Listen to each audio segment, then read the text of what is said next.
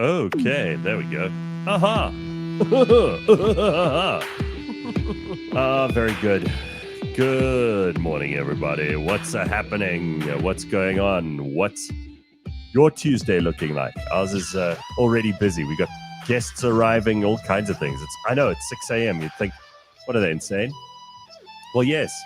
I mean, funnily enough, Barry Bateman just popped in. He's like, hey, what you doing? That was such a nice surprise. I'm like, wait. Surprised, or were you genuinely, like, because it was still while the room was dark, I thought maybe you thought like there was some homeless person sleeping here last night. No, he barely looked homeless. If anything, he looks quite smart. Looks very smart. Yeah. But you never know. Homeless people still dress up nicely. Well, You know? actually, I haven't seen a homeless person in a long time. You look a bit like a homeless person. Do I? This is my Sunday best. If it translates into homeless these days, I'll take what I can get. No, I'm kidding. Compared to last week, though, because you were dressed to the nines last week. I was, because I was 32, remember? That's true. How was the birthday? Wild. Like, I did everything in like 2 Tell us. days. So I started the morning with breakfast with my dad, which was so nice because Very like I haven't nice. seen him I in saw like that so picture long. on Instagram. Oh yeah. man, it was so nice. And after that, I went to go see my mom, which was also very nice. And after that, I went to see my brothers, which was even better. So I saw my whole family in the morning, and then in the afternoon, I went to that event in Pretoria, that chef competition that I got invited to. Ah, yes, the Menland thing. Yes. Yeah, we spoke to that lovely lady. It was so nice. What's her name? It's something like that. Trapedo. Anna Trapedo. Anna That's Trapedo. There we She go. was literally awesome. It was like the food was ridiculously out of this world. It was so nice. Good. Tasted all these wines, and on top of it all, it was for free. So I think I enjoyed it even more. Living it up. Living la vida loca. Then after that, I went to like all my best friends. Like all my best friends were in the same place because there was like a wedding celebration. So I went to that, which was so nice. And then I went to my boyfriend's brother's gig because he was actually playing a Truth. Remember when Carl was Carl here? Cassim. Yeah. So you went to that as well. We went to that as well. What time did you get home? Because I had friends who went to that. They got home at 10 a.m. the next Dude, day. that thing was disgusting. It was Shock. actually bonkers. And his set was at 2. So I think I crawled into bed at like 6. And then on Sunday, I had a braai at my house just for my friends. So my weekend was packed with like so much, but it's like all my favorite people doing all my favorite things. So it was the bomb. Well, Mapello says your hair is looking fire. Thank you, my pillow. Well, Thank I mean, you. listen, happy birthday and well done Thank for making another trip around the sun. Right? Yeah, you have the same problem I have, though, is that our birthdays are in winter, and that's shitty. It's tricky. No one really wants to. It's tricky. Anyway, I woke up yesterday, and I knew I had a cold.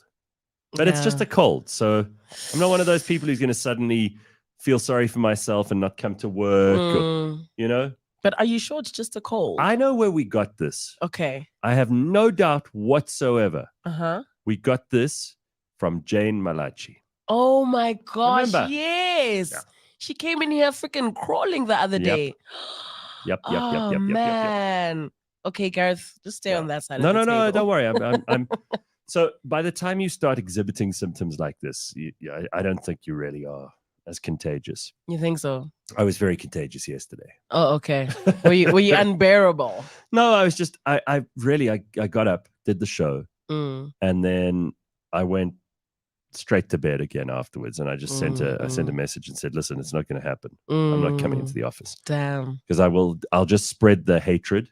Yeah. As in the disease. The disease. And then you'll all hate me, Yeah. which is no good. And I don't need people hating me any more than they already do. I completely agree. But I must warn you, a friend of mine sent me a message in the WhatsApp group this morning saying, hi guys, I just tested positive for swine flu. Swine flu. So can you all get checked out? And this is somebody that I was with on Friday, God, Saturday, and Sunday. So I'm like, yo, swine flu. he's got the swine.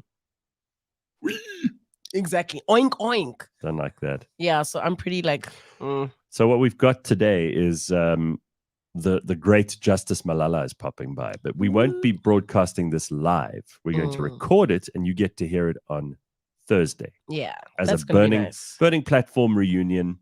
You know, Justice was there from the first burning platform back in the day. Yeah, from the jump. We have lots to celebrate and talk about. And he's got a brand new book out, which is really about that amazing period in South Africa in 1992 around the assassination of Chris Hani, which we spoke about the other day with tracksuits. Yeah. And we spoke about those terrible tracksuits that people wore, and Tokyo Sequala was wearing one in the driveway then. Bakabantu says, patient 0 is Sis Jane. Happy birthday to the fantastic Fives mom. That's you, Lebang. That's me. Very nice. I'll take that. Fantastic Fives mom. Thank you, Bagabantu. Carl DeSantis says, Gareth, you sound so much better in one day. Where do you get your ARVs? Who's your plug, Gareth? Well, so I didn't go to the doctor or the pharmacist. You just keep your tits cool. You just stay at home. You don't get in anyone else's way. You don't feel sorry. Not actually keeping your tits cool. The bung's like doing it. And then you'll start to feel better. You also just don't feel sorry for yourself. It's just a cold. Did you like drink anything or do anything different? So I've got a nasal spray, which is disgusting. Okay. Well, it really doesn't look like a nasal spray. It is a proper. This thing is. Look at the size of that thing. No, man, you don't put that whole thing up your fucking nostril. Can you imagine? Hey, that's a massive. Please put the lid back on. Yeah, look at it like from that angle. Yeah, you think. I mean, that is enormous. Okay, that's the cover. So there's the actual thing. Okay. And then you just get over it. Okay. Just, I'm going to feel sorry for myself. Yeah. Sorry. You just have to pick yourself up and just keep it moving. Anyhow. All right. So we got lots to talk about today. There's lots of things happening. Gareth, you're pulling the Bill Gates look today. You're planning to deliver some malaria medicine. Yeah. I wish I had some Bill Gates money, though. That would be fun. Yeah, that's a nice place to start. You know what I would do? I would just make everybody else's life better. That's really? What I would. I thought about this the other day. If I won the lotto, like I did this on Saturday. I went for breakfast with a friend of mine, and I saw this old lady sitting on her own, and she just had a cup of coffee. A little old lady. She was probably in her 80s. And my bill arrived, and I said to the guy, "Just add her coffee to my bill."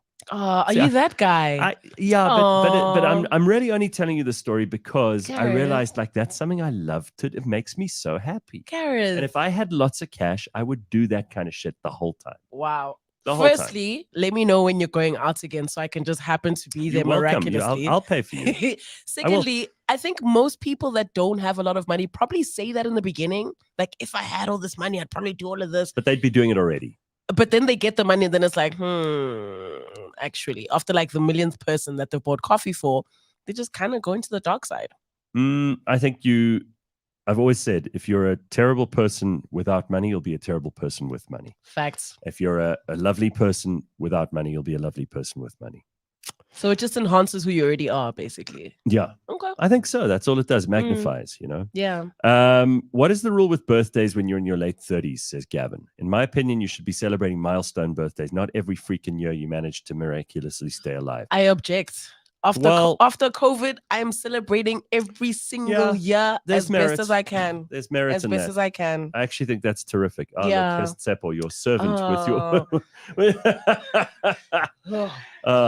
Thank you, sire. That's very milky. Is that coffee or tea? It's tea, and I hope he warmed up the tea bag. Everybody, just look at this tea. Just hold that up to the camera. I hope he warmed up the tea bag because that's how I like it. That looks like milky water. Look, there is a tea bag here, and it's probably going to be so delicious. Oh my god! Haters go hates. That looks revolting. Okay, so I do agree with you. You celebrate every birthday, but not all of them need to be a big party or big expenditure. Like you did a whole lot of things this weekend, which is cool. I wasn't planning on doing anything. If you remember correctly, when we met last week, I was like, dude, I'm just going to be chilling. And then like life just kind of said, no, you're not. So if it kind of just happens that you end up doing a bunch of stuff, cool. But it's also okay to just chill. But you have to acknowledge. You must. Acknowledge. Just say, hello, universe. Thank you. Bye. I see you. That's it. Like, you don't need to do a whole thing. But life is precious. I mean, we get it. Every year, another thing. You're alive. There's somebody who didn't wake up today. But they had plans for today. I'm with you. You know? I don't think there's anything wrong with that. Yeah. Make a fuss. If you feel like making a fuss. If you're like me and you don't like making a fuss, don't. Yeah. But, yeah. We've got limited time on this earth. We may as well make it count, right? Sure. Lots of people are already complaining about your milk, coffee, tea thing. Producer Ryan says he put it in the microwave with milk first. Just how I like it. That looks so disgusting. Oh, dude, it's going to be so delicious. It's like, I thought it was a coffee because you could sometimes get away with a very latte-ish coffee. It's giving like chai latte without the chai. It's like chai latte disgusting. light. I must tell you something. I agree with Carl Santos here. He says, that is disgusting. Tea making is an art form. You've shat the bed with that. Shame on you. Shame, shame, shame, shame. No shame received. It's time to bring out the shame bell. Received. Shame I bell. enjoy my tea like this. We had this conversation a week ago. And remember, the conclusion was that if I warm up the tea bag with sugar at the bottom, I'm just making a caramelized. Can I tell you something? There's some stuff. You talk about, Gavin asks in the questions, what do you do to celebrate in your late 30s? Well, one thing you do not do is you start becoming really habitual about certain shit. Okay, that's true. Are you getting there as well? That's an age thing, though. That's like you're much younger than me, but I am like things like tea. I went to my sister and her boyfriend the other day, and they made me tea, and it was shit. And I just poured it straight down the sink. Oh, that's so kind. I said, I am not drinking this schlock. I will have nothing to do with this. How bad was it? Well, she got me back because yesterday she came and dropped off a present that she said the most horrible looking thing. It's a butter dish. I'll put it on the show tomorrow when I'm at home. It's a butter dish, but it's so ugly. I like your ugliest. sister. So she's like, here, I bought this so that you can have more common things in your house.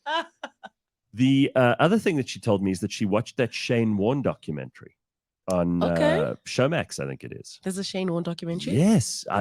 Where have I been? Okay, so apparently it is awesome. Whoa. She said she's not a cricket fan. Yeah? Or a sports fan at all. She said it was absolutely fascinating and they did it so well. Okay. No, then maybe it's just checking out. Oh, but it got a 7 out of 10 on IMDb. That's really good, right? good. That's really good. Okay, cool. Yeah, Zanella says, oh my God, I thought your cup was white. You see? It's transparent, honey. It's literally transparent. Snai says, please don't drink with a teaspoon in the mug. Why not? What is the reason? Is that like tea drinking 101?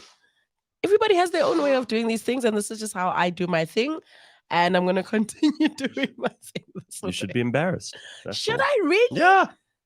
But like, I'm allowed to do it like this, right? Whatever revs up Lebang for the show is fine by me, says Miguel. Thank you. All right. Okay. She always drinks with a teaspoon, says Ryan, letting out the secrets. Ryan, is this you? Okay, cool.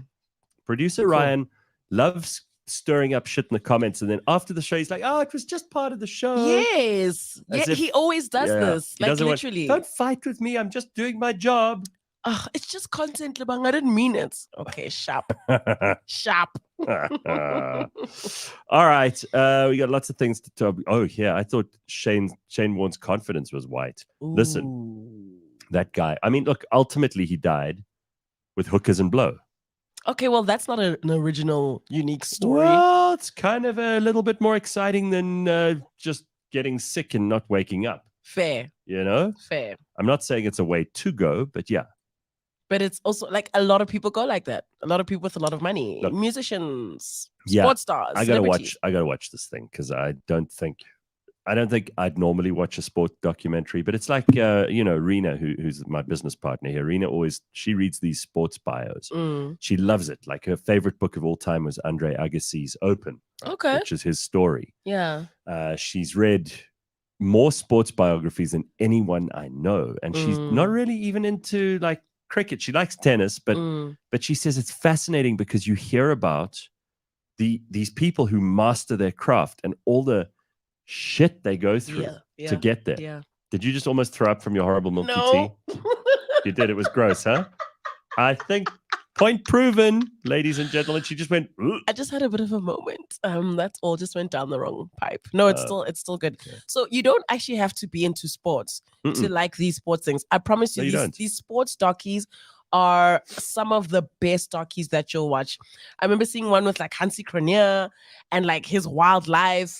There was like a lot with these like American players. These things are so interesting because it's exactly that. It's like these lives are fascinating. They get to the heights of their careers, and then after that, it's just it goes down the toilet. It's just down.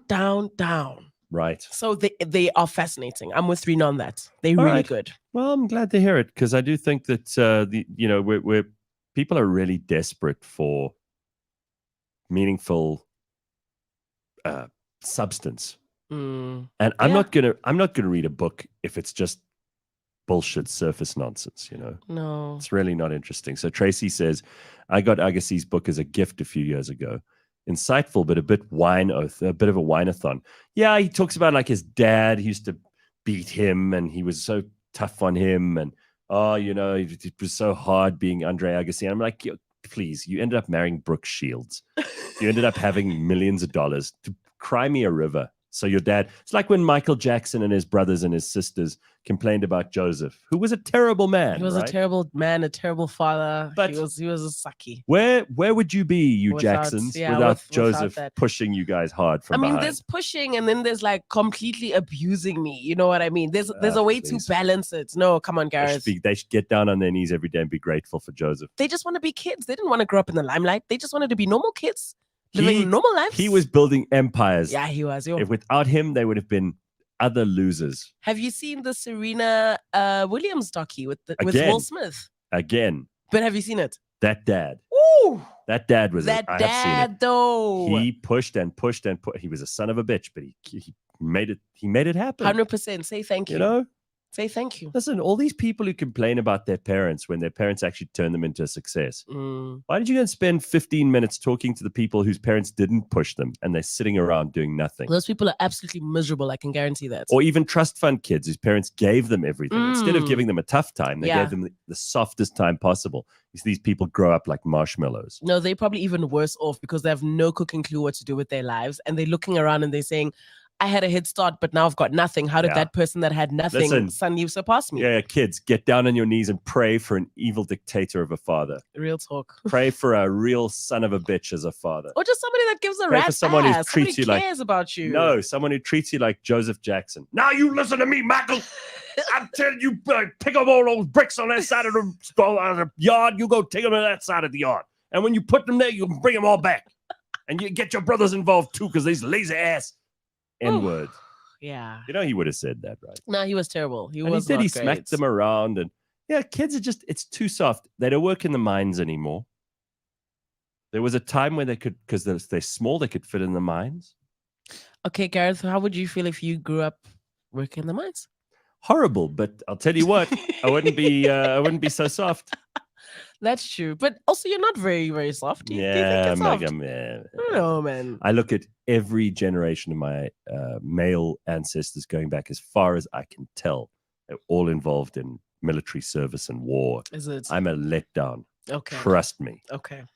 I am a total letdown by comparison. I feel very bad about that. Okay. Thank you for letting us. Glad you brought that up. Now we've unpacked my psychology. Let's move on. Yeah, let's do that. Okay, so we got a few things to do today.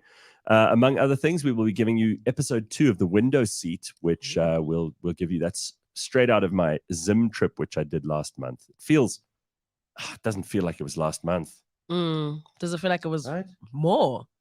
Well, I mean, I cannot get over the fact that like this week is June. Oh, yeah. No, the year is done. We spoke about this, but yeah, I wanted to share more pictures and video and just show you a little bit of what we went through. Yeah. Which is bloody amazing. And, it's just across the border here. It's something in a world where the dollar is now, what is it? How scary. Oh, my God. So someone showed me this chart, okay, which I'm going to try and put up here. It's not going to come out very well because it's long, but someone sent it on WhatsApp to me. So they show all the presidents, okay? Mm-hmm. So they go from 1978, rand to the dollar, 0.78 cents. Oof. That means I wish just after I was born, you got $1 for only 78 South African cents. I wish. It was inverse, right? Damn. 1984, 1 rand 20. Here comes the slide. It's starting to slide, all right? 1 rand 20. 1989, just a few years later, 2 rand 33. Still okay, though. 94, 3 rand 42. Well, still not horrific. It wasn't horrible yet. 99, 6 rand 15. Oh, that doubled. The dollar. Yeah, okay. Remember when Kgalema Motlanthe was president for one couple of months? All of 2 minutes? Yeah. 2008. Well, the rand to the dollar was 7.99. Now it's getting ugly. Your fave. 2009. How much do you think the rand to the dollar was then? Maybe like 14. Aibo. Only 10.32. Okay. Well, it's him, so anything's possible. But by 2018, when Cyril Ramaphosa came in, 13.73. Down. And now, 19 rand 33. This is very scary. Apparently, it's 19 So- rand 70 cents So as of this moment. we've seen the biggest drop under Cyril Ramaphosa. Let's just look at that again, people. I want you to read them and weep. We had evil apartheid dictators like P.V. Botha who managed to keep the rand valuable. Okay, then we had Nelson Mandela who kept it at 3 rand, 4 rand. Okay, Manageable. even Kgalema Motlanthe, who was there for a second, managed to keep it reasonable. Gedlihle, you can criticize him all you like. We could occasionally see him on TV. He was always in the news. Yeah. So at least we knew where he was. Sure. This one that we've got now, 19 rand 33. Yeah, that's horrible. When he took over, it was just over 12 rand. Oh, that is so bad. Right? So that is very bad. So when people say, it's God bless Cyril, like all those people at News 24 keep saying. Cyril my ass, bro. For what? God bless him No. for what part of him should we be blessing? He's already, I say this all the time, that being a president is just a side hustle for Cyril. His real job is being a businessman, a billionaire, whatever, McDonald's, whatever the farm. This presidency thing is just like that other thing I need to do. Gosh, when you're running late for a gig, that's all that this is. That's all. He's literally not interested. And it hurts me. Well, I saw someone else on the news who was not interested yesterday. I'll show you a screenshot of this guy. So this dude is apparently he's the chief of the South African Defense Force. Okay. Apparently he was in special forces or something before. He's wearing some big ass medal around his neck. But he did a media briefing yesterday, which I Instagrammed about. Yeah. This guy is something else. All right. He goes on TV and he says, this is his language that he uses. He goes, they're asking him about that Lady R Russian ship. You know the one. Yeah. So somebody says to him, this is a person from the media. He's actually in uniform talking to the media because he's there to address the problem around this, which is turning into a big issue because the US are now thinking about sanctions. Because this is not a good sign. Not that I'm all for the US on this one. Frankly, I think that the United States has behaved abominably on this. But I think South Africa has not covered itself in glory either. So this guy goes on screen yesterday. Here's how he answers the question. They're like, what was put on the ship? He's like, no, there was nothing put on the ship. There was fuck all. That's how he answers seriously. This is how he seriously responds to a media briefing in full uniform. This is the chief of the South African Defense Force. All right. This is the man we're going to call on when Lesotho decides to invade again. Okay. And they'll win because this fucking clown is in charge. Not fuck all. No. Leave that language in the drafts. Honestly. Do not hit send. Honestly. During the people. Please. Do me a favor, Anyway. This is South Africa. So Donna says in 1992, it was 3 rand to the dollar. I think she means 3 rand to the dollar. I traveled to Europe for 3 months and $1,000. Granted, we had places to stay and a few odd jobs as well. Well, I was just talking to Barry. He's going to visit his family in the UK. He said he had to buy pounds at 24 pounds. 24 rand to the pound. To one. Oof. Boom. I saw a hilarious tweet yesterday that was like, all the white people in South Africa want to leave, and then they look at the exchange rate and the money that they're getting in. They're like, gonna have to stay. Listen, I don't want to leave, but honestly, when I see an idiot like this guy on the news, and I think out of all the people that they could have chosen to head up the defense force, this is the best they could find. Fuck all. Fuck all. You know what talent there is in the military? Bruh, it's Fuck being all. slept on. No, there's actually probably really good people there. Fuck all. But then this guy, how come he's who probably knows some guy who knows his cousin's sister's aunt who got in 20 years ago is now friends with someone he went to school with. That's how.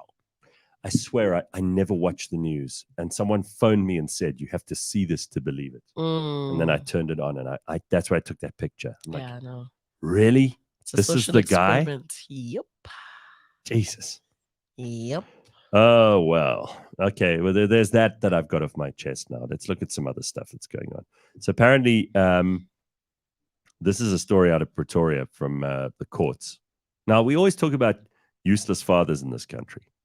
Only because there's so many. So apparently, an ex-husband must continue paying 100,000 Rand a month's maintenance and buy a woman a new car every 5 years, according to the court. Okay. Because 5 years ago, during his divorce, he agreed. So you see, this is like, if you're going to be stupid, you must pay, right?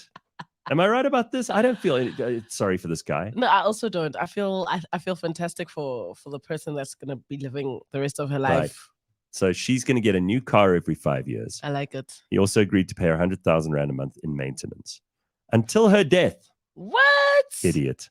Who's his lawyer, by the way? So, whoa. Is the chief of the defense force his lawyer? Damn. Yes. So the man only identified as SM as the matter concerns issues of divorce, because, you know, they keep your name quiet. He asked the court to declare the settlement he agreed in 2017 actually implied that he could stop paying her maintenance when she remarried.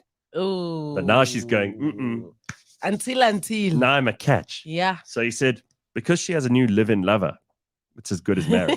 Live-in lover. He said at the time he agreed to the maintenance settlement, he did not have a lawyer present and he simply wanted to get out of the marriage as soon as possible. Shame. He also said he didn't mean to pay her 100,000 Rand indefinitely. Well, you are, idiot. And you obviously, someone wrote this down and you signed it. Yeah. The husband, who's a successful restaurateur who also owns a panel beating shop, now regretted he did not have an attorney present. Okay. Shame. So you know what lawyers say, right? What? Only a fool has himself for a client. Okay, yeah, and you would know that. Standard practice among lawyers. You need, this is where you don't talk to me, talk to my lawyer. Correct, right? Correct. So anyway, the couple were married in 2004 out of community property. That's at least a good move. The husband testified the domestic worker who worked for his wife as well as the daughter told him his ex-wife now has a new live-in lover who lived with her in an upmarket four-ways home. But okay, if she's clever, she just dumps the lover for 100 grand a month. Yeah, look, I don't know. It's kind of sounding like she'd rather be with the lover and take the money. Clearly, like the marriage, it didn't work for a reason. This is the better option. Well, with your live-in lover. The new lover's not actually all that new, according to this man, as his wife had a child with him in 2012 while they were still married.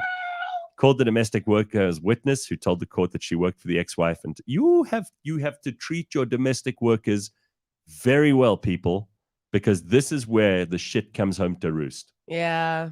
If you've been super asshole to your domestic worker, she will testify against you. She will in your divorce proceedings. And this sounds messy, Gareth. Yes, this is messy, but it's so South African, right?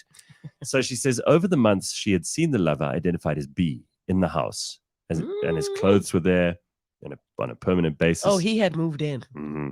The worker further testified that Mr. B would only be at the house intermittently, came and went, and the ex-wife in her evidence confirmed she was in an on and off romantic relationship with him.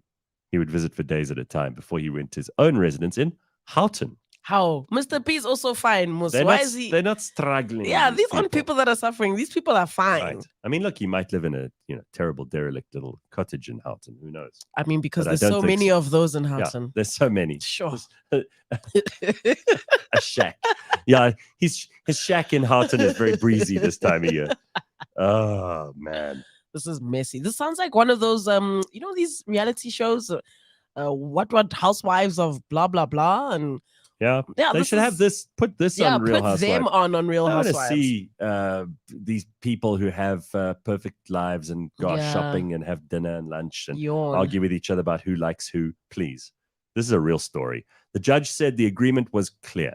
The wife will get a new car every 5 years. Yes. And 100,000 in maintenance a month until her death. Yes. Sign me up. He said it was never implied this would stop if she got remarried. The judge said no argument had to be made out of the well-known word remarriage. It was argued on behalf of the man that recognition of same-sex relationships and permanent life partnerships between people merited the recognition of cohabitation. The judge said there was no merit in this argument. So he's got to cough up until she is dead. She should go into hiding for at least the first 2 years, because the way this country is set up, assassins are not much harder to find. And they're cheaper. And they're a lot cheaper, because these days they just get away with it. So she should go into hiding for a little bit, stay under wraps, and then eventually resurface and then change her name, do the whole thing. Because if he gets remarried, do you think that his new wife will be like, Oh, this is nice. Go get your ex-wife a car every 5 years. Send her 100,000 rands every month. Oh, no ways. Mm-mm. Mm-mm. So I think she's done very well here. He's an idiot. Straight up. Right? Straight up. Clearly. Steve says, I hope she pays tax on that. Does she? That's a very valid because question. I think it's part of a maintenance agreement. I don't think you do. Mm-mm. Would you pay tax? Mm-mm. He has to pay tax on all of his income before he disperses it to her. Exactly. So I think she gets the full 100,000. Tax-free, honey. Okay. Yes. Color's just correcting the language here. He says, actually, he who represents himself in court has a fool for a client. There we go. Thank you. Yes, that's absolutely right. Correct, Color. Thank you for checking us there. I like being checked by the smart people in this audience. Because there's actually so many of them. And that's so right. You few of us. Can't get away with shit on this show. No. All right. The what housewives of blah, blah, blah. Says you know those shows, man. I don't know their names. The Real Housewives of every other place. There's one every month. There's a new one. Real Housewives of Pretoria, New Housewives of Durban, Real Housewives of every place has a Real Housewives. There's Gqeberha and there's you see the Winans or something. I can't keep up. I just can't. I'm not the target market. Just not. Okay, so we were talking about this yesterday. Funnily enough, Candace Mama. It's like being a strong, independent woman. But then you see these housewives who are absolutely dependent on their husbands. On their husbands, 100%. 100%. So and how can we want to watch them and no one's making a show about strong, independent women? Exactly. I think you know what? The strong, independent women's lives are boring because they're actually working. They're actually working and they're not busy running around with the drama. Whereas these women, everything they do is just drama and a big show. I'm so amazed. You just touched on something that's absolutely true. I can't prove it, but it's true. Is that people who haven't got enough to do love creating drama. Dude. And people who have life that is too easy, like, if the Jacksons didn't have Joseph, if Tina didn't have Ike, sure, they would have caused drama for other people. Right. Yeah, bro. It'd be like that. If there's no chaos happening around you and you're just used to operating in chaos because everything is just given to you. So you just get money and you just get stuff. You don't have to literally stand up and do anything. Nonsense. Cuts. Stop a nonsense. Cut. Right? Cut. Please. Cut. You all are very bored. You all are very dramatic for no reason. Right. I would say pick up a book. It's a good place to start. Thank you. Pick up a book. Very good. All right. Well, what's on your agenda for this morning? You've got some things you want to talk about. Oh, man. So I've been following like this crazy ass thread and I can't make this stuff up. Like, so, people on Twitter doing their thing. So this guy has like a link that you can sort of send an anonymous message to. Like, if you need advice about something, send me an anonymous message and hopefully the timeline can advise you. What? Gareth, this story. So what he does is he'll take a screenshot of your story and then he'll share it. So nobody will know who you are, but we'll all know what the story is. And I kid you not, all of those stories are wild. It's always like, I've been sleeping with my best friend for the past 10 years. I just had a baby. I don't know what to tell my husband. Or the other one will be, me and my friends go out and we hook up with chicks, but when we don't get chicks, we just hook up with each other. Is that okay? So people are opening up all kinds of cans of worms here. All kinds of worms. It's showing me that people aren't talking enough. It's also showing me that like people that we are just here, the people here are going through a lot. This other guy was telling us, well, not us, but he opened up in this thread about how he hooked up with this guy. There's a dude who hooks up with a dude. No. There's tons of dudes who hook up with dudes. Right. But I'm trying to get why this is controversial. Sure. So he was like, he was out with his wife and then his wife went to sleep. So he ended up hooking up with this other dude. And then they started hooking up regularly. Only for him to find out that this other dude is actually a hardened criminal. And the reason, excuse the hardened, the reason why he actually hooked up with this guy was so that he can cleanse himself. He was doing a ritual to cleanse himself of like this bad luck and all this criminal work. That's why he hooked up with this guy. Gareth, people are suffering. People are suffering. If ever you thought, your life is shit, just open that Twitter thread. People are going through so much stuff. So this is a live Twitter thread anyone can go and see. Anybody can open it up. And you go on anonymously? You go on anonymously and you just tell your story. Yesterday, blah, blah, blah. There was this other one where a girl said she walked in on her boyfriend having sex with his mother. Oh my God. Dog. People are suffering. Suffering or disgusting? All Like, of which all one of is it, all of it, all of it. It's Ish. hectic. It's I don't like hectic. that at Yo, all. That's very hectic. Yeah, no. That last one was particularly off-putting. yeah, these confessions are so lit. They are so, and again, these aren't like people that are far away from us. It's not like, it's people that we tweet with, that we hang out with, that we know. Oh yeah. That's the scary thing. That's the thing that got me. I was like, yo, damn. Yeah. I you know what? I sometimes think, wow, my life is boring. And then I go, oh no, it's such a good thing. Such a good thing. Say thank you to God for the little bit of A little joy bit of and boring and Be- peace, be whatever you grateful. want to call it. Ladies and gentlemen, be grateful for your boring. Real talk. That's what we're saying. Because there's a lot of messiness that's happening outside. Oh my God, a are you kidding? lot of messiness. And this is just like proof of that. And how many people are unemployed? It's too many. And so obviously it's just like, well, idle minds, blah, blah, blah. What am I going Right. to do? Let me go and have sex with a guy that I just met, but I'm married. And then, oops, he's actually a hardened criminal. But Again, people who are bored putting drama Yeah. in. There we go. They don't have enough to do. That's what I think. It'd be like that. You have enough to do, you're not going to find trouble. You're not going to have time in your life for trouble. Sometimes you're just attracted. You're just attracted. Well, I knew you would bring something outrageous like that in this morning. You always do. There's always something on the internet that grabs your attention. I'm always like, what the fuck is going on? There's a very sad story, though. Load shedding is killing people. Oh, no. There's this little kid, a 3-year-old. She died from oxygen deprivation. Oh, no. Because the oxygen cylinder ran out of battery power due to days and days of power outages. And what does this Sputla Ramagopa say? He says, oh, well, they're going to be casualties. We feel very bad about that, he says. But what are we going to do? Well, your whole job is to sort that out, son of a bitch. Ha. That is so heartless. Snaye says, old women dating young men is becoming such a norm now. We have to worry about our mothers if we want to take our boyfriends home. It's disgusting. That's nasty. Oh, come on, mama. Keep your hands to yourself. But also our boyfriends as well. Come on. That's the gross part. I guess it's both just gross. The whole thing is just, it's just nasty. These people are so trashy. Yeah, they are. Oh my God. All right. So here's another news story that you need to know about. Linda Yaccarino is Twitter's superwoman. Have you heard about her? Nope. Okay, well, I'll show you a picture of her. She's an ad sales executive. She commands widespread respect in the industry, and she is going to take over as the new Twitter boss. What does that mean? Like, is she an official... Elon Musk is stepping aside. Oh, okay. Because he doesn't have time to run Twitter anymore. Sure. So she's going to take a chance at leading Twitter. And marketing veteran Lou Pascalis, who has known her for more than 2 decades, has a theory. She's someone who really likes to be a superwoman, he said, describing her as a fierce, shrewd, and ambitious woman. She would jump at the chance to step in and say, I can fix this, which begs the question, can she? This is what people are asking. So you want to see what she looks like? Sure.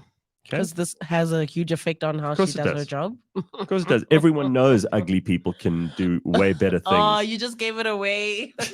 No, she's actually not ugly. No. Okay, good. I think she looks so bad. She looks like a very capable, confident woman. I'm just telling from the glasses, of course, because that's how you can tell, right? I'm down for a superwoman. She's 60 years old. She's from New York. She's 60. Yeah. Oh, she looks so fly for 60. My word. Raised in an Italian-American family, the daughter of a police officer. And she has gone up in media and advertising. That's where she was before. She's a mother of 2. She sounds like a quite impressive human being. So let's see what she does. Look, if she's 60 and she can look like this. Yeah. Come on. Look, I mean, there's some people who say, oh, no, it's you're set up to fail because it's so hard to run Twitter. But I don't think that's fair. Give her a chance. Yeah, give her a chance. Unlike what's happening at Eskom, where they're about to appoint a lady, as like Eskom is going. Eskom's appointing someone new? There's a lady that is in the running. Really? Yeah, but they do this all the time. When a company's about to like really like fall flat on its face, they go, okay, let's quickly put a woman in so that she can take all the blame. There's even a term for it. What's it called? There's a thing. Class something. Yeah, there is a term for it. It's like like Gareth Cliff or something. you put the woman up and then she gets pulled down and you go, oh, it's because she was a woman. Ayanda Noah, that's her name. really? She may soon become Eskom's first woman CEO. What do we know about her? Well, I guess we're gonna find out. That's what's gonna happen. Who would take that job though? That was my thinking. Like, even if somebody said to me, dude, there's this great position, you're gonna love it, you're the most qualified, you're gonna rock it. Fortune, right? They'll pay you what 200,000-300,000 rand a month, more than that woman's getting for maintenance. But you're stupid if you take it. You are. You That truly is are. you're setting up for failure. You are. And what are you going to do after this? Andre Derrida your way through a book. What are you going to do? What are you going to do? Right? Yeah, my no. God. I'd really be disappointed if she actually takes it, because that would suck. That would suck. Tracy says when it's a man, it's called a fall boy. I suppose it's a fall girl. Could be. Maybe that's it. JP says, we need electricity from the people. And then Eskom replies, best I can do is a woman CEO. Exactly. Well, exactly. But you know what happens is this is a very South African thing. As soon as we need a quota of people in a certain job, or we need a woman here, or we need a transgender person here, or we need a wheelchair person here, that's supposed to do the magic work. Is it a South African thing, or is this just like it's a world thing? World thing. It's a global thing that we just have to like deal with. But I hate that it's looking like she's gonna take it, and then as soon as shit goes to shit, woman. It's going to be like, oh. But if she does take it, then she deserves to fail. And then, unfortunately, it's going to set back women who really can do the job. Exactly. Because people are going to go, oh, look, another woman who's failed. Exactly. It's like when some company gets a black CEO and then it doesn't go well. They're like, see, all the racists come out and they go, we told you the blacks wouldn't be able to do it. KPMG 101, quite literally. There we go. Yeah. Right.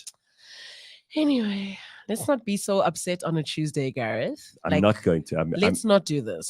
I am not. I'm not going to start saying fuck all like Good. The boss of defense force.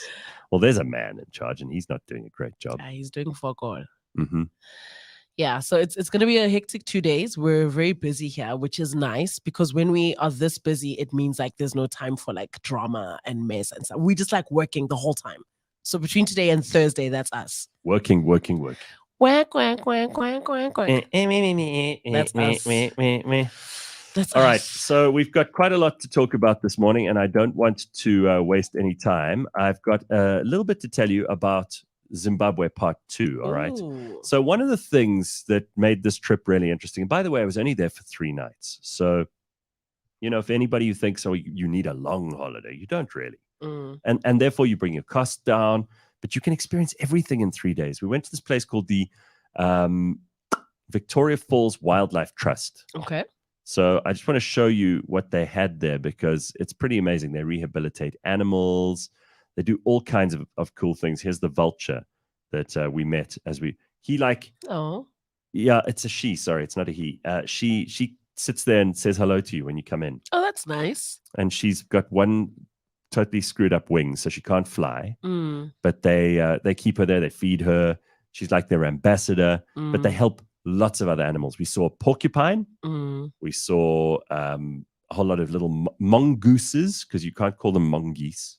Oh, it's mongooses. Mongooses. Oh, okay. Yeah. Okay, cool. And there's some incredible people who work there. I just want to play you a little bit of this quickly to let you hear, because this is quite cool. So I really like it when, for example, you get to meet the people who do the hard work behind the scenes. Right? Yeah. So we got at this particular junction to spend a bit of time with this Jessica who runs the place. So let me play this for you quickly so you can hear what she's all about. Okay. There we go. So we're at the Victoria Falls There we go. Wildlife Trust. Let's turn this up. And your name is? I'm Jessica Dawson. Jessica, very nice to meet you. What exactly is the trust and what do you guys do? So the Vic Falls Wildlife Trust is a conservation organization and NGO that's been running for 15 years. And we focus our resources on being able to conserve wildlife and the environment, and throughout not just Zimbabwe, but Southern Africa. So we have about 10 to 15 projects that we operate per annum. And there's basically 4 main areas that we focus on. So there's the rescue and rehabilitation side. community outreach and development, which is by far our largest, and then wildlife research and management, and then our wildlife disease and forensics laboratory. So you can hear the helicopters in the background. There are lots of people who are doing work there on the ground. They're rescuing these animals, but they also go to the surrounding communities. And those people in those communities, if they see like a predator there that's going to take down their livestock, they call up these guys at the Victoria Falls Wildlife Reserve, and then they come and help. That's so nice. So yeah, and it works because then everybody, you could keep tourism numbers up, conservation works, and people can live. Right? I like that. Yeah, it really is very special. We stayed for the last night at a place called the Elephant Camp. Look at how pretty this place is. If you're on YouTube, you can see what it looks like. That's pretty. And the first place we stayed, which I told you about last time, is run by a guy called Tinashe. He's in charge there. Just listen to this guy, and I must tell you, the service is impeccable. Okay. Okay, so Tinashe, one of the highlights of this trip for me has been meeting you and your wife and being at Wallow Lodge. It's really more than anything else. I mean, obviously it's a beautiful location. Obviously the food is lovely. Obviously the rooms are amazing, but it's the level of service. So you're obviously doing something that other people maybe don't know about. What do you think your secret is? Because that's what I'm feeling. If I tell you secrets, I have to kill you. But the big thing about it is, I think if you live there, it's literally your home. So I usually like to have a situation whereby you have people are invited to your home. So service is just about simply how you tend to serve your own guests in your own house. So the staff are very, very passionate as well. The guys literally take it as if it's their own. And I remember the training that we did was very minimal because they tend to want to put things in their own aspects. And at the end of the day, if you're not passionate about your job, if you don't love what you do, you can show in the service. And that is absolutely true. It's also true that you get to do pretty amazing things. One of the things that I will never forget as long as I live, because they are such enormous and majestic creatures. In an elephant walk, we actually walked with the elephants. That's so nice. Yeah, it's unbelievable. And I'll admit I was a little bit scared in the beginning. Yeah. But these creatures are just gentle, powerful, and they make these noises, these rumbling noises when they're communicating with each other. And there were little ones, and they were, they're matriarchal. There's always the one alpha female who's in charge. The steering. The steering. But take a look at this. And, I don't know how many places in the world you could actually do something like this, but this is amazing.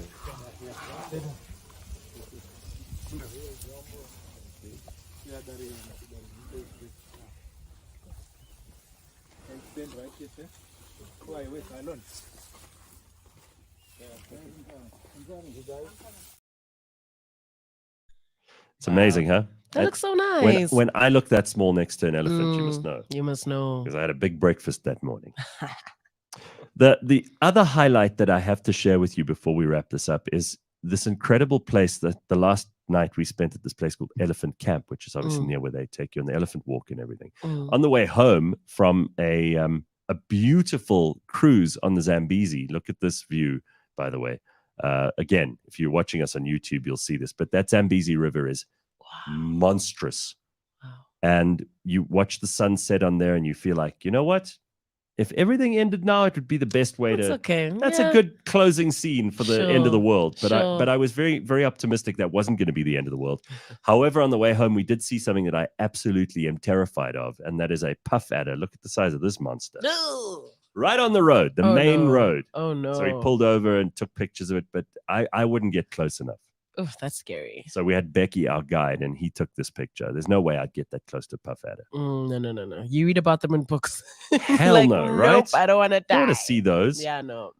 So that was very, very special. We also went to the old Drift Lodge, which is also on the Zambezi. This is what they look like.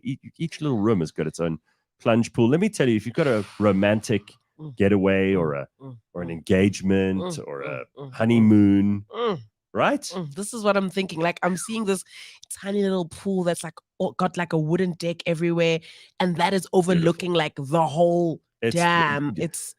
That's not a dam. That's the river. That's how wide that river is. Oh my gosh! Sign me up. Yeah, sign me up. Nice. And then I stayed in this amazing room for the last night. Yeah. Which they let me stay in something called a star room.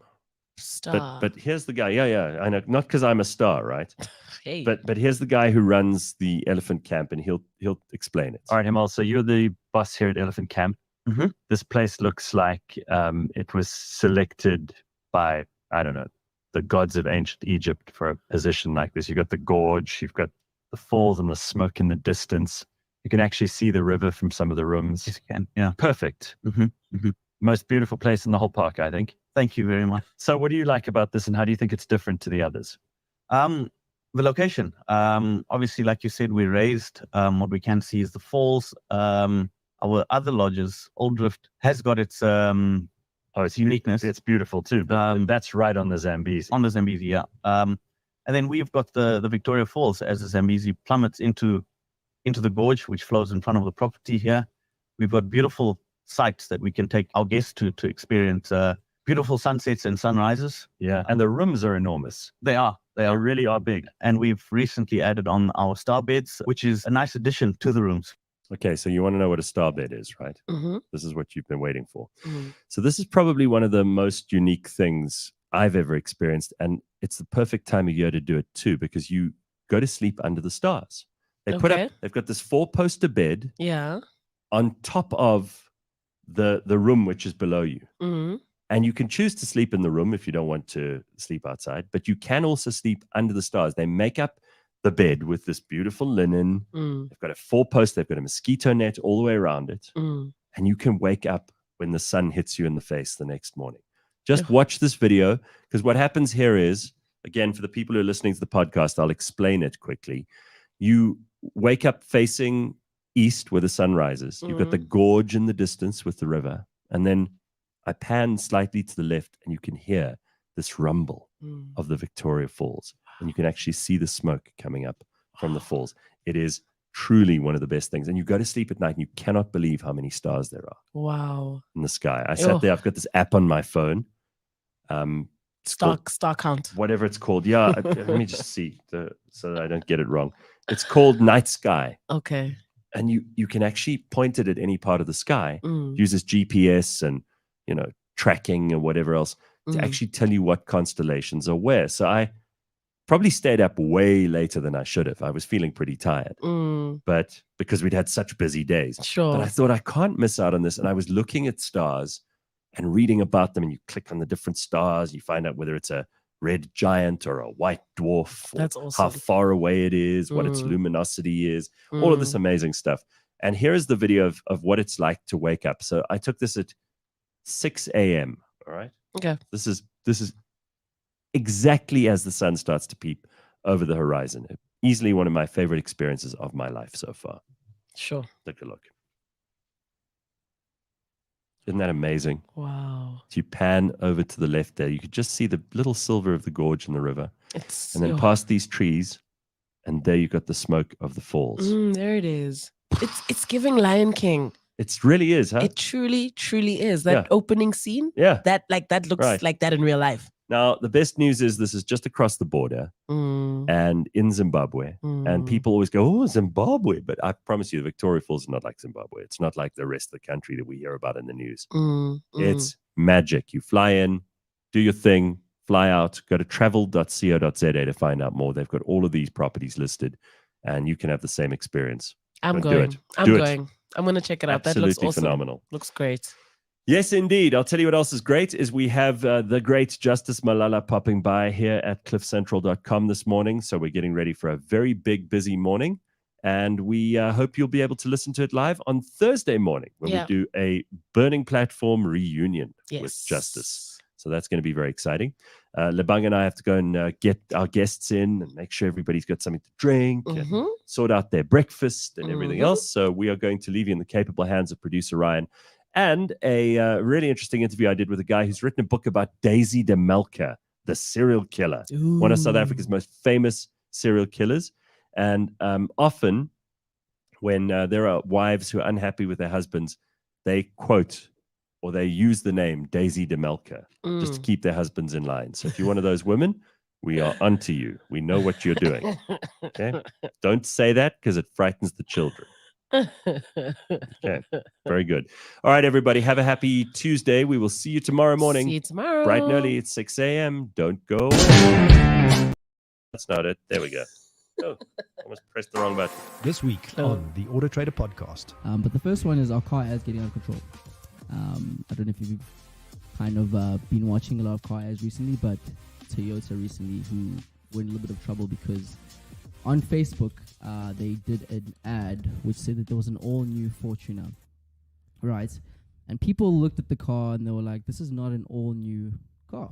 It's really a facelift. So I don't know how you feel about that. Do you think semantics is an important thing when it comes to advertising a product or a new sort of service? Catch us every Monday at 9 a.m. on YouTube and on autotrader.co.za.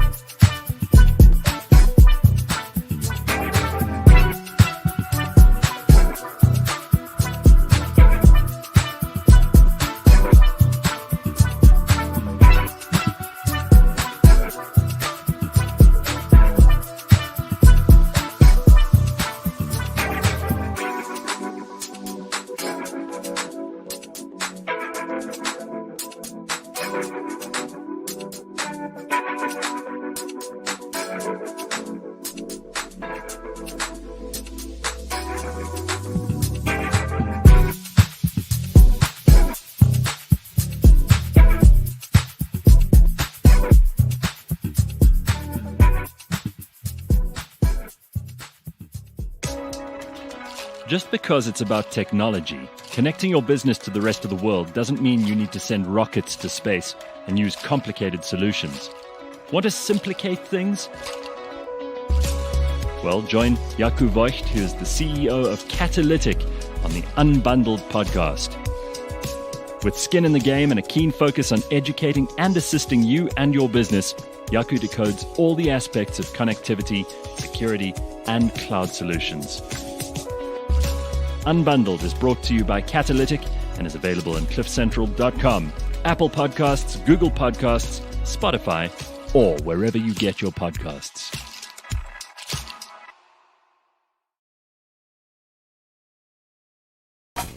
Well, there is a story in South Africa, which I think a lot of people think they know well. The story of Daisy de Melker, who really is one of the most interesting women in killer history. I think there have been enough documentaries about women who kill their husbands. There are enough women sitting in prison all over the world who've killed their husbands and others. But the Daisy de Melker story is a very South African story, and it's told at a time and in a place which you really couldn't replicate anywhere else. So Ted Botha, who's my guest, has written an amazing book about her, and he is here to tell us all about it this morning. So Ted, first of all, welcome to you. Nice to see you, and thank you for joining us. Thank you.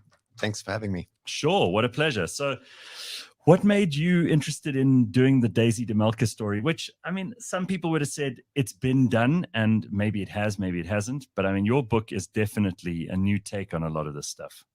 Well, I mean, that was what kind of surprised me when I started digging into it. I was doing research about the period, and so like 1913 onwards, about something completely different, about how there was a Hollywood starting in Joburg at the time, which was it's not very well known. So, you know, Killarney was a movie producing studio, but this is all part of the gold rush. Yeah, right? No, this is kind of, I don't know, these strange things that were happening in Joburg that almost made it like a New York or a London, or kind of trying to be like the rest of the world, the big rest of the world.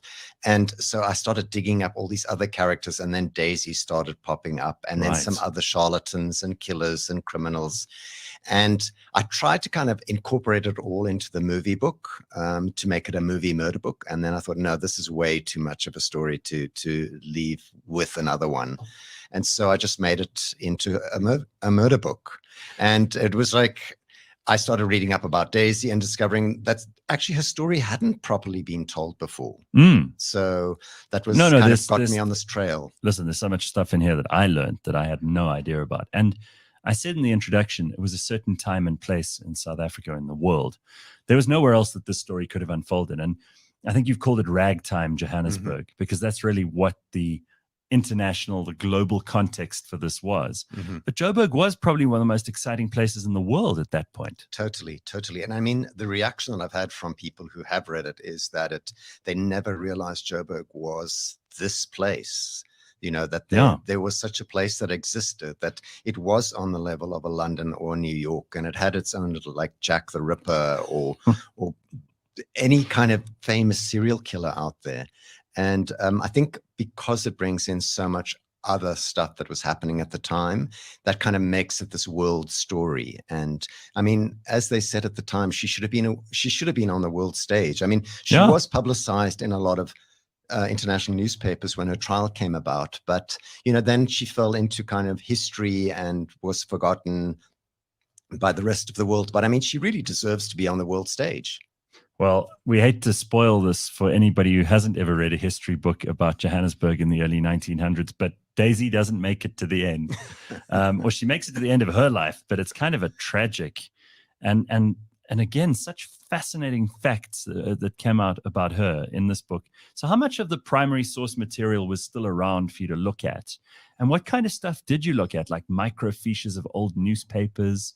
I wish there was microfiches. I mean, that's the sad state of a lot of South African archives, is that those newspapers you should be able to rely on are all still newspapers if they exist at all, and they're all disintegrating in library vaults somewhere. And so, I mean, I did manage to get through some of them, but it's such a long chore, and you don't really know which paper to go into except those months of her trial. Sure. So luckily I got into the Rand Daily Mail, which has been digitized, which was an amazing resource, and then the court records. But you've also got to realize with Daisy, she was famous for a very short time. So given that she was famous for like the 2 months that she was on trial, one for preparatory hearing in Germiston and then the Supreme Court trial, I mean, she's really famous because that's all anybody knows about her, is what came out in those trials. So there were like 60 witnesses, friends, family, doctors, scientists, whatever. And what they gave away about Daisy is what we know today. So a lot of the kind of stuff you might want to know, like not why she did it, because nobody would ever have found that out, or where she lived between certain ages in her life. Why did she move from Grahamstown to Rhodesia at a young age? There were a lot of background questions that you'll never get answered because nobody ever wrote about her except what came out of those trials. So, I mean, anything you read about her online or wherever has come out of those trials was being fabricated. Like, there's a lot of stuff online which is totally been fabricated, right? So this is an interesting thing, because all I knew about Daisy de Melker before reading your book was that she was this woman who poisoned her son, that she was hanged for that, and she was only the second woman in South African history to have been hanged. And then, of course, the only other thing I knew was that terrible picture of her kind of she almost looks like she had a stroke. I mean, it's not a great picture, not very flattering. Yeah, but it is a mugshot given. Yeah, well, I mean, it kind of reminded me of that actress who played the mom on Throw Mama Off the Train, That's true. Right? That's She true, looks like that. And that's all I knew about her until I picked up your book. And to see how much was part of the mythology and how much had to be disproved, and also how much could have been true, and you could play on that a little bit. Just tell us about her origin story. When you talk about superheroes now, Marvel comic superheroes or villains, there has to be an origin story. So where did her whole story start? So she was the middle of 11 children, and they grew up outside Grahamstown. And I gather she was from the 1820 British settler stock. Terrible stock. Terrible. I've got one line of my dad's family from those. These people had to get out of England quite quickly. They were either being persecuted or they were being chased down by people they owed money, or they were just adventurers. But either way, these are not categories of people who are particularly stable. Yeah, well, I mean, her dad had this really interesting surname of Hancorn Smith. And so he was Stringfellow Hancorn Smith, which I thought was great. What a name. But anyway, she was the middle one of the children. And then at the age of 10, her eldest brother, who's I think quite a bit older than her, maybe 10 years, and the father went to Southern Rhodesia, which it was at the time, I gather, outside Bulawayo. So she always had this connection to Southern Rhodesia. And of course, she kind of fulfills it all with naming her son after Cecil John Rhodes. And yeah, so she landed up in Southern Rhodesia, and then there was this kind of migration between there. Cape Town, she went to school for a bit, then she went back to Rhodesia and then back to Durban for to start studying nursing. So for a poor family, which I think they were, or like not wealthy at all, she traveled quite a bit from an early age. So by the time, sorry to interrupt you, but for women in that era, it wasn't like life was a box of chocolates. And even if you were a woman who came from a reasonably good family, there was no guarantee that you'd be able to sustain a certain kind of lifestyle. You were constantly on the lookout for some way to improve your life. Men were mostly predatory. It's fair to say that. I don't think it's an unkind thing to say. And you had to be very wily. You agree? Of course. And I think she took up the challenge.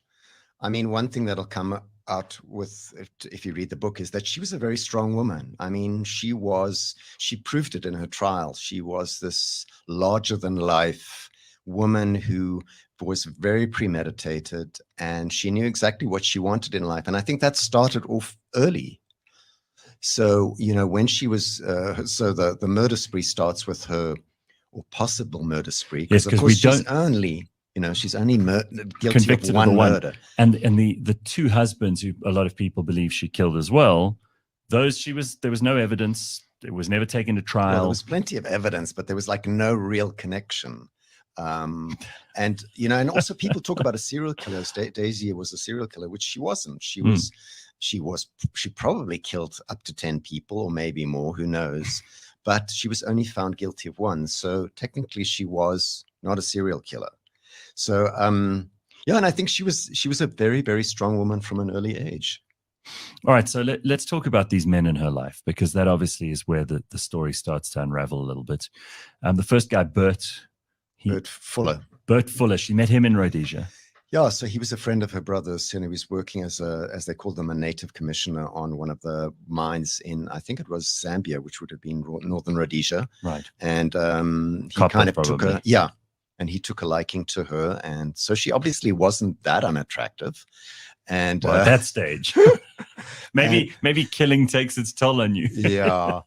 Although, as a friend of mine said to me, on a bad morning, she looks like Daisy de Melker. So, and she's quite an attractive woman. Okay. So I think I've actually heard women saying that before as a joke, but then they're referring to that one picture, which again is very unfair. Yeah. Did you find any other like photographs or anything? Because I mean, the photographs that are most printable are in the book. So the one that has her coming out of court waving to the crowd. But I mean, like those are all around that time. Yeah. But they weren't like little mementos or keepsakes that they'd found in her possessions. No, I mean, afterwards. there's one picture in the book of her with Rhodes when he was about 8 years old, but it's also kind of very blurry. So I mean, you've got to remember, as again, she was famous during that trial, and nobody started kind of gathering stuff, if there was even stuff to gather at that point. Jeez. So, so it started with Bert Fuller, and but she never married him. The wedding date was set, but then of course he died on the day they were supposed to get married, because he had gotten blackwater fever, which comes from malaria, and part of her modus operandi was to make sure that her victims had a secondary possibility of they could have died from. And of course, if this guy was in a hospital with blackwater fever, not much chance of surviving, she could help it along. And so she inherited, that was her first inheritance. Well, it's convenient, right? So this is where people start to say, that's a bit suspicious. But I mean, women at that point in a very difficult part of the world, because this was a difficult place to eke out an existence, and women had to rely on men. There are very few independent, strong, single mothers in the world at this point. Mm-hmm. And the only way to assure yourself of an income or of some kind of security sometimes was to get married, and it might have been more useful to not actually have to love the guy or stick around him for very long. But there was a lot of suspicion of this at that point. It wasn't just Daisy. There were lots of women who were, some husband just mysteriously died, and people would kind of, oh, well, too bad. She was just unfortunate that it happened a number of times, and there seemed to be a pattern. It's interesting because the year that is kind of Daisy was supposed to get married to this guy, there was a woman who died in America by the name of Belle Gunness, and she died in a fire in her house. And when they went into the house, her body was found decapitated with her 3 children with her, and they were beyond kind of recognition. So, and forensics didn't exist at that stage. So they presumed it was her and her children. And I mean, the theory was that she actually that was one of her other victims she decapitated, and she had fled. But then they started digging around the property, and this was in Indiana, which was, it was also a hard place to live. And they found at least 11 bodies in the property around the house. And they think that Belle probably killed about 40 people in the end. And she would attract people to come to this farm, single men to come and marry her. And then when they arrived at the farm, of course, something would fall on their heads, and, she would get rid of the body and then take the money, and then the next person. And, people didn't trace these. Somebody went missing, and it was a lot easier back in those days. So you're right. I mean, men became victims, as much as they made women victims. Absolutely. And it was a living. I mean, this was kind of a way to get a living going. It definitely was. But I think in Daisy's case, she was definitely more premeditated. I mean, she went about it in a much more, I mean, she lived with the one guy for 14 years. She had 4 children or 5 children from him. Well, don't jump the story. And by the way, I don't want to give away too much of what's going on in the book, because we want people to buy it and read it. And South Africans are still fascinated with this story. So I don't think there's going to be any shortage of people buying the book. But let's just stick to Bert for a second, because he only left her £100. But in those days, £100 is a lot of money. A lot of money. It was really a lot of, and I mean, a lot of people said he left her more than that. But, and also there was the question of whether that will was written the day after he died. Forgery. Yeah. And so I mean, that was all kind of, there were a lot of questions that were never answered during the court, because there were so many questions to answer. So it's like, that's not actually, we've got to get to the nitty gritty of this. So, Bert's will got left behind. All right. So then the next man comes along, and this is only about, 2 years after? It was actually a year. It was a year. She moved quickly. Yeah, she moved. And she had met him before. She met him before. This is William Carley, right? Yeah, William Carl, and she met before the first one died. The fiance died, so she had met him at a boarding house in Bertram's. She was stacking them up. Yeah. And then within a year of the first one dying, she married him, and so began her life in Johannesburg. Okay, and he wasn't a very wealthy man. He was a plumber, though. He had some skills. Yeah, and they had, how many kids did they have? They had 5, but I mean, he was clearly a man who was careful about his money. Right. So the money he did earn, they made it like last, and there was, he had a house and he had things to leave her. So maybe by the time he had built something up, that was time or maybe she just got tired of having children. Maybe, but either way, how did he get dispatched? Whether by natural causes or by Daisy de Melker? Yeah, that you'll have to read the book to find out.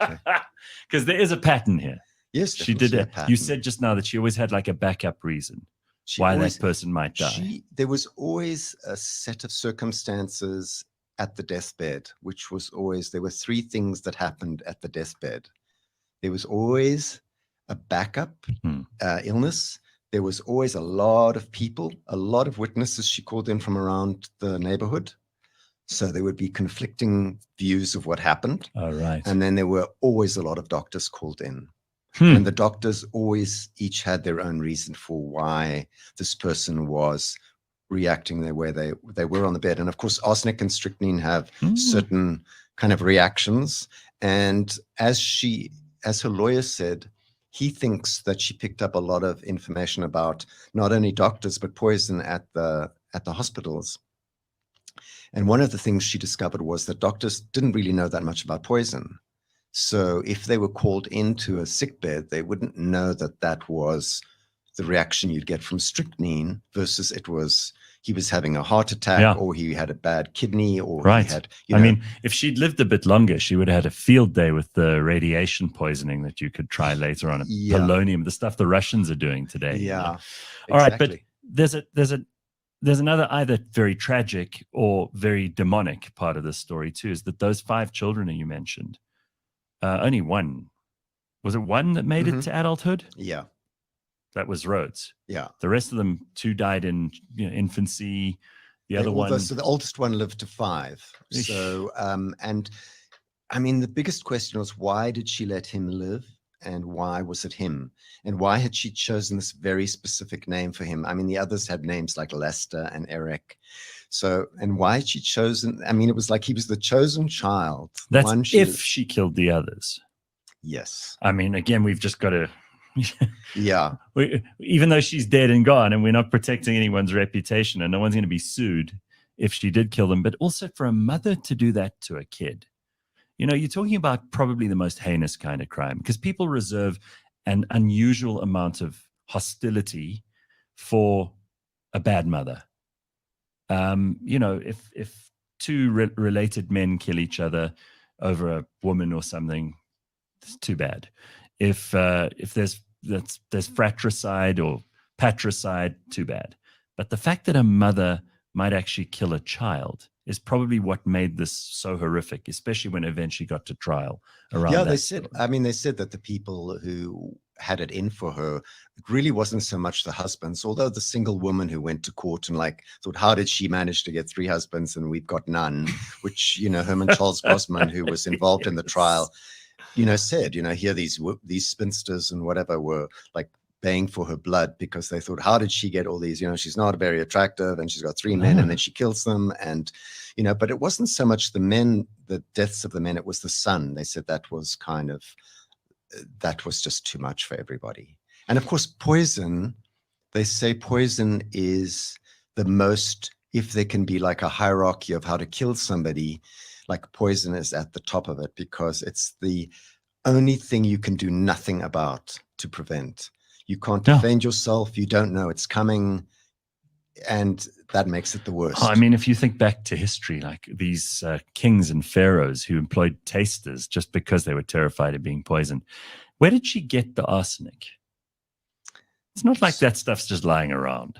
Well, of course, arsenic was the thing that she used last. So strychnine was really, really the poison even of strychnine, choice. Where do you find that? You can't just go into the chemist and order some, even in the early 1900s.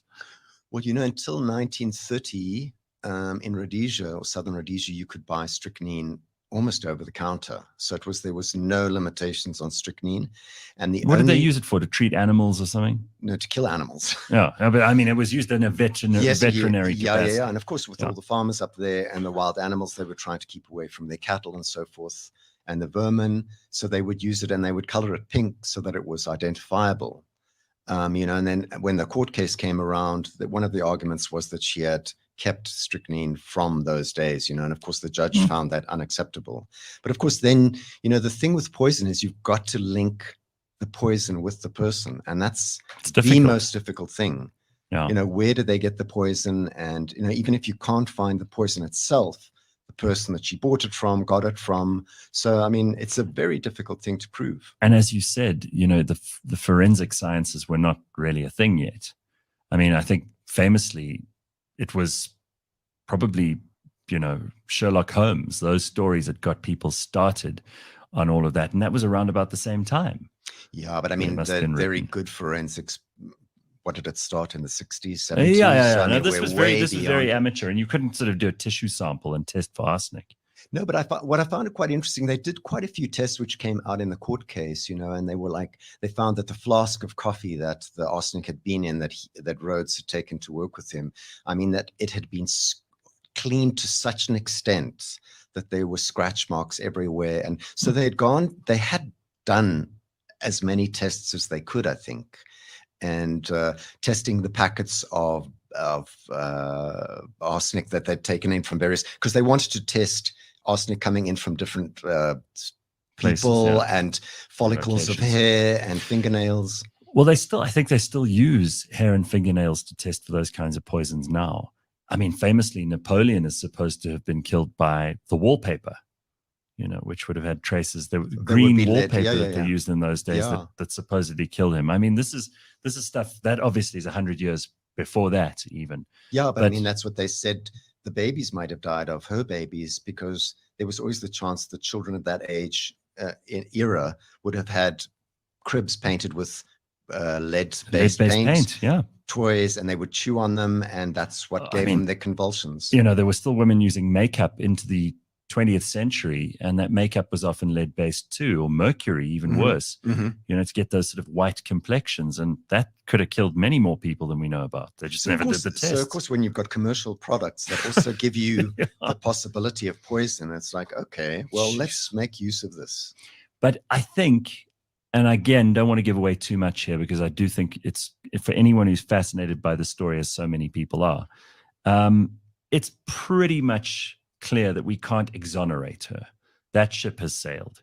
There were way too many things that just looked suspicious. And even in just the trial of the one that she was convicted of murder, the son that she was convicted of poisoning, even in that, there's substantial evidence that makes it very, very difficult for any modern jury, modern scientist, modern judge to say, look, Daisy, you're off.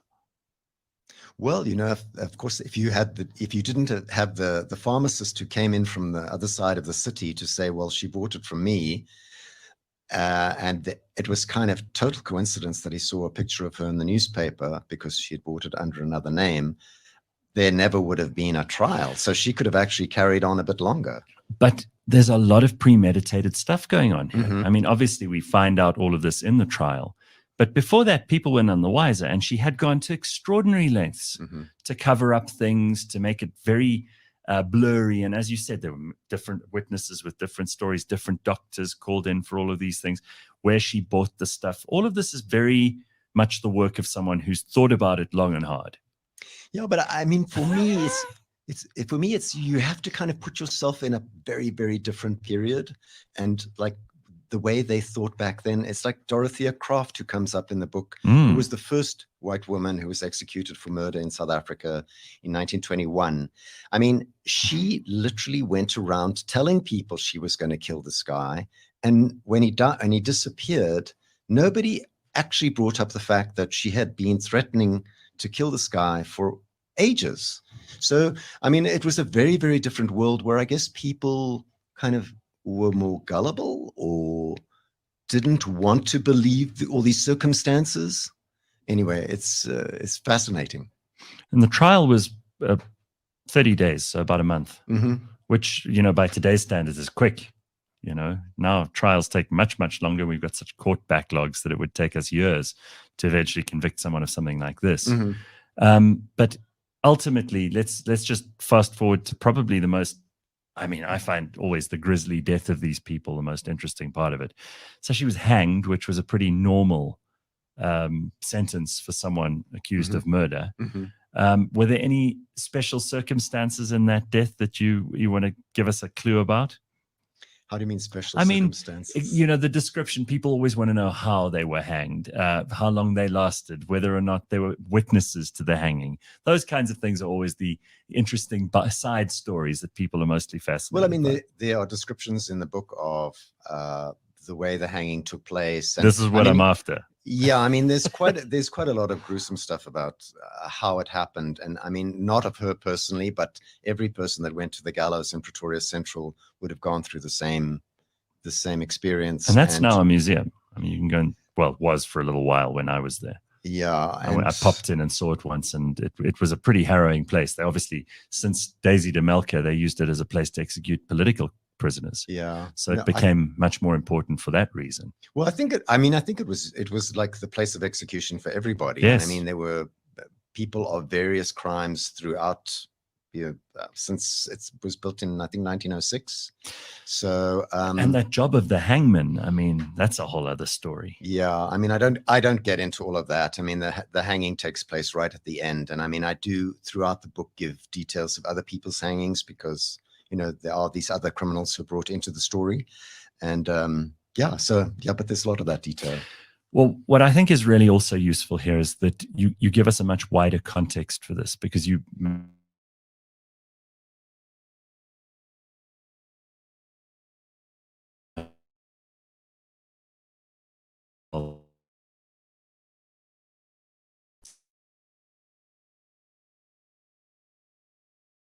Yeah, no, I mean, it's actually very filmic, the whole thing, and I kind of, in my head, I've been going through who would I want to have play this, and who would you have to play Daisy?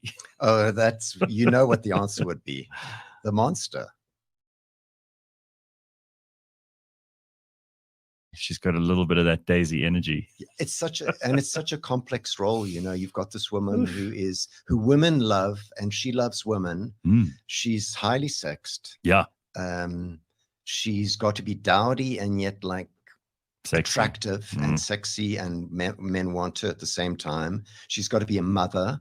I mean, I just think she has to sit in court as this very authoritative, not authoritative, but person who's in control.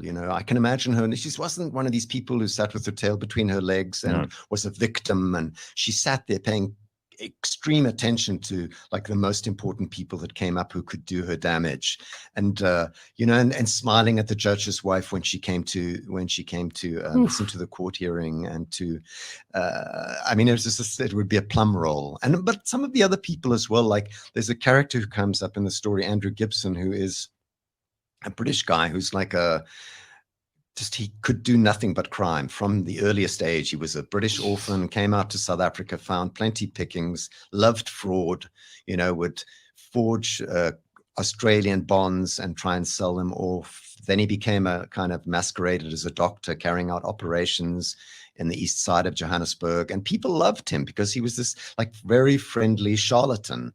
And so he pops in and out of the story all the time. And then we have to start the book, of course, with the Foster Gang, which is a story that a lot of people know about. The Foster Gang just kind of held Johannesburg hostage for. I mean, they're a whole book on their own, right? They are, and I mean, it's a wonderful way to start. Way more interesting, if you ask me, than the Stunders. Well, I mean, it's kind of like history repeats itself.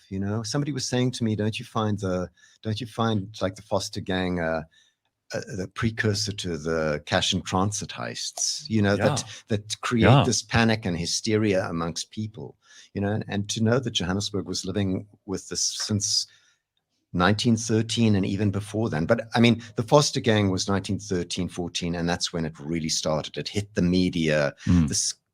Thousands of people went out to Kensington to see the showdown between the Foster Gang and the police and snipers, and it was just like entertainment on their doorstep. Yeah, it sounds like a night at the movies. No, totally. I mean, and that's what they say court cases were back then. It was like where you can go and see real life drama. Yeah, people crying and standing on the table. Why I think your book is so apposite for the time we're in at the moment is people are fascinated by this stuff. You just look at how channels like the Crime Channel are just getting all the ratings on TV at the moment. And of course, there was that show, documentary, I suppose, that they did in the 90s about Daisy de Melker. I think there was a TV or was it series. A fictionalized version? No, it was a TV series of like 4 episodes with Susan Kutzer. And that's the one. Yeah. Yes. And did you watch that, or did you avoid it? No. I mean, I kind of stayed away from stuff like that because I didn't want to be influenced too much. Right. I wanted to go to the original sources. And of course, in those, you have to fictionalize a bit. And on the other hand, it doesn't actually have to be fictionalized. It's so strange. No, it writes itself almost. But you've done an excellent job of explaining it to those people, first of all, who are novices to her story. And second of all, to those people who think they know her story, where you correct a lot of incorrect assumptions and you help people really navigate the extraordinary tale of this very, very bizarre woman.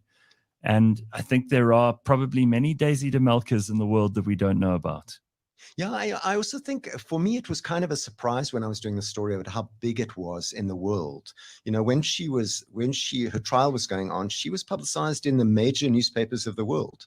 So there, when she was executed, she was in the London Times next to Manchuria, the League of Nations, Hitler coming to power. Big story. I mean, what kind of killer got that kind of publicity? And as Sarah Gertrude Millen, a South African writer who comes up in the story and went to the court case, said, you know, she just hasn't gotten the publicity that she deserved on a world stage. But do you think that the fascination had more to do with the fact that she was a woman or the circumstances of the murder in the case? No, I think it was in a colony. It was that colonial mentality, like everything that's out in the colonies is not worth the time for, you know, England or for America. No, but the reason she did get attention, that's the reason she probably didn't. Yeah. But the reason she did, I mean, being a woman, and again, a woman who kills her own child, that's bound to get you headlines. I think there were various things. I mean, firstly, it was that she was a woman. Secondly, that it was her child. Thirdly, that it was poison. Mm. And I think it was also what was going on in entertainment at the time. There was this huge change going on from silent movies to talkie movies. And this was kind of when people went to trials for entertainment, here was like this incredible story unfolding right before them. And so they had to get to the trial. So thousands of people would camp outside the court trying to get in. And they kind of every day, there were just these huge tracts of text in the newspapers of Daisy. I mean, it's actually amazing to look at a newspaper and see an entire page of just what went on at the trial. I mean, you mentioned in the book also Dickie Malalieu, Gwen Tolpert. Yeah. You talk about, you know, the Sarah Gertrude Millen character you just mentioned now, who was an actual reporter. No, she was a well-known novelist at the time. I mean, she would be on the level of bestsellers today. And she was, you know, Franklin Delano Roosevelt wife Eleanor. She was a favorite writer of hers. Wow. She stayed at their house when she went to America. She's one of those writers who, for various reasons, she's become like not known in South Africa. And I won't get into that, but she was very important in covering Daisy's case along with Herman Charles Bosman. So she took the side where Daisy was guilty. Herman Charles Bosman was trying to get her freed because he was anti-capital punishment. He thought she was being given a raw deal.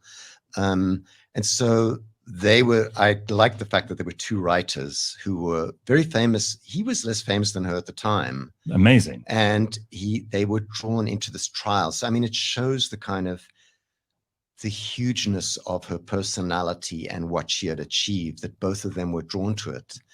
And so that was, and you mentioned Dickie Malalieu. So why I included that case, so he was a very handsome young Oxford student who came out to South Africa at the age of 20 and kind of was led astray by this woman in Natal, what it was at the time, in Tokastad. And they went on this kind of Bonnie and Clyde rampage through the country, which was just fascinating. And I mean, people were really interested in this whole thing of, I mean, they weren't Robin Hood or anything. They weren't doing any good, but it was like, wow, they were real adventurers, and they were, you know, staying in hotels for nothing, giving false names, stealing a car, driving off. And they landed up in Pietermaritzburg and they murdered somebody there. And their trial became this huge sensation.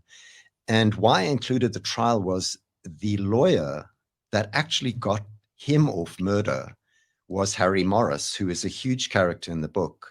Fantastic lawyer, theatrical, kind of very strange looking, you know, with his big glasses and his mop of curly hair and his probably disheveled waistcoat and toga. And he went straight on from Malalieu to Daisy. And his kind of shtick, and I can say that because he was also Jewish, which is great, was he wanted an unwinnable case. He wanted cases that could really challenge him. So he would take on murderers and rapists and people in illicit diamond buying. And, you know, because those people needed lawyers too, because they might have been accused like falsely. So he went straight from Malalieu it was a sensational trial, also got incredible mileage in the newspapers, to Daisy. And he did his best. I mean, you'll have to read the book to see what happened in the trial, but he did a great, great job. And she had like the best judge in the country on her case. She had the best lawyer. his assistant was just, he became famous afterwards, Issy Maisels, the Yes, of course. best prosecutor, Cyril Jarvis. So it was, I mean, one can really imagine it as this movie. Like you can see the trial happening at the end with these like larger than life characters. Well, I would suggest Hollywood, who's always on the lookout for stories, should be knocking on your door sometime soon. Ted Botha, you've done an excellent job, as did all those lawyers, of doing the best you could in an unwinnable case. But in this case, I mean, you think you know the story until you've read the story. So Daisy de Melker, Hiding Among Killers in the City of Gold, by Ted Botha. It's a great pleasure to see you and to speak to you today. Thank you very much for having me. Thank you.